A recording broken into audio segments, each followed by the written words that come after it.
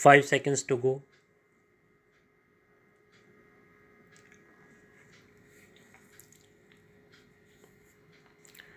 Start. Mr. Vice Chairman, sir, right from 1952, we have been following democratic system in elections and we should feel proud of it.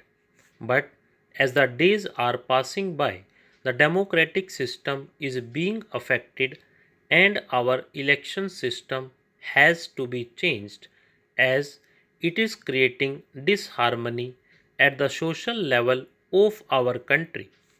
Every one of you will agree with me and feel that the existing election laws need to be amended. But the question is in what way these laws are to be amended. On this, different political parties have different opinions. In this context, I would like to suggest a few points as I do not have more time at my disposal.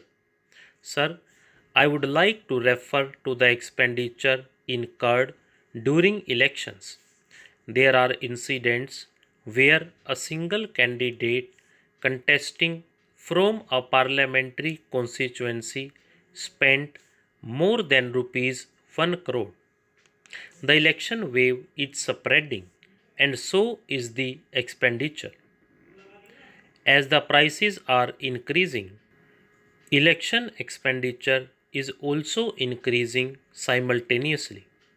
But as per the notification issued in 1984, the Election Commission had fixed a ceiling of rupees 1,50,000 as election expenses for each parliamentary constituency and rupees 50,000 for each assembly constituency, and if this ceiling is crossed, it becomes illegal and the elections are countermanded. At present, the Election Commission is following this system, but I do not think it is a very practical since it cannot be effective. According to former Chief Election Commissioner Shri Ganeshan's estimation, the minimum expenditure incurred in a single parliamentary constituency is 1 lakh. So, what I would suggest that this ceiling should be raised, keeping in view the social conditions and its practical aspect. I do not mind even if this ceiling is completely removed. This ceiling is not serving its purpose. The figures of expenditure are always shown below the ceiling, whereas in actual practice it may be much higher. In the very beginning itself, people's representatives are forced to submit false figures, their very first deed, even before entering the parliament, is thus a dishonest one. So I feel that the better course would be to remove the ceiling of election expenses. If it is not possible, it should be at least be raised. Sir, my second suggestion is that it is better if government itself bears the election expenditure. This suggestion has been accepted by many political parties. At the same time, this is also opposed by some people who say that it will not reduce the election expenditure and will be an additional burden on the government exchequer.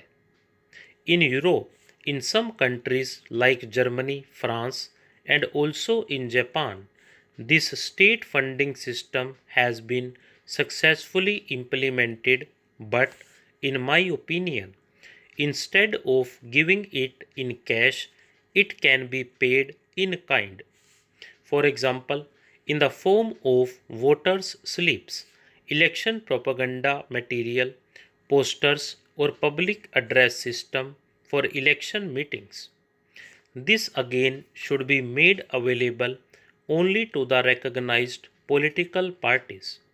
Sir, in our country, there are many social, cultural, economic, and geographical differences. The present system is not representing the people's wishes directly, either in parliament or in the state assembly.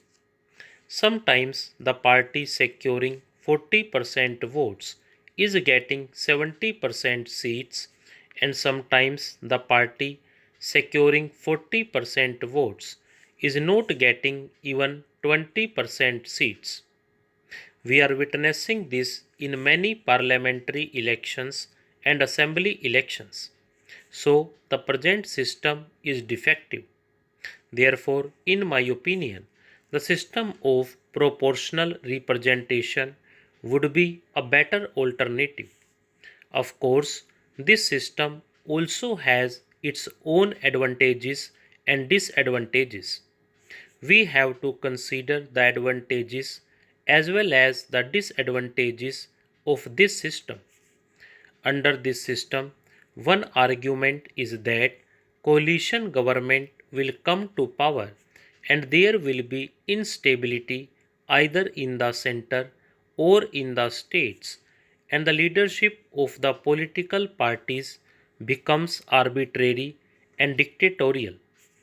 But what I want to say is that the party presently in power under the present system does not enjoy majority in parliament. Both in the ninth Lok Sabha elections and the 10th Lok Sabha elections, majority party did not come to power.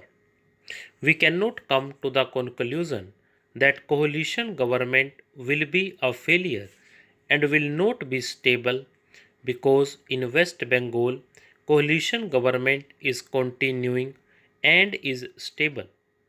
So I think that proportional representation system would be suitable for the country. Sir, elections are being held throughout the year in one state or the other. My suggestion is that elections should be held only once in 5 years, either in the beginning of the year or in February or in March for Lok Sabha. State assemblies, etc., should be held simultaneously, which would reduce the expenditure of government, candidates, and parties and prevent rigging and booth capturing also. Often it so happens that rigging and booth capturing takes place in the later part of the day, leading to clashes. In order to avoid this, identity cards should be issued now. Stop.